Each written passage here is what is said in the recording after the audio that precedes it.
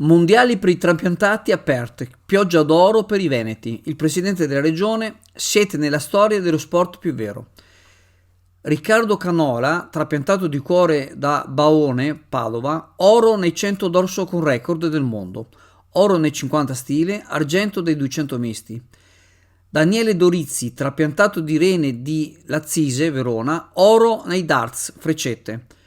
Piovono ori e gioie dei ragazzi veneti impegnati nei mondiali per trapiantati in corso in Australia. Dall'altra parte del mondo arrivano qui commoventi messaggi di speranza, fiducia e determinazione.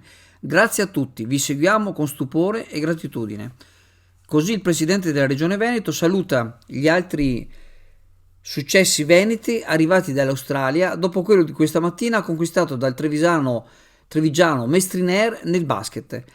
Menzione d'onore per Riccardo Canola, delle cui medaglie abbiamo mai perso il conto, aggiunge il governatore, ma i successi di questa spedizione credo siano ormai entrati nella storia dello sport. Non è quello dei grandi palcoscenici, conclude, ma il più significativo perché viene dalla vita vera, tramutata in gioia dopo tanta paura e sofferenza.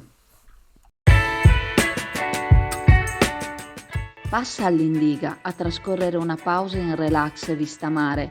All'Indiga troverai dell'ottimo gelato artigianale, gusti tradizionali e novità per deliziare il tuo palato.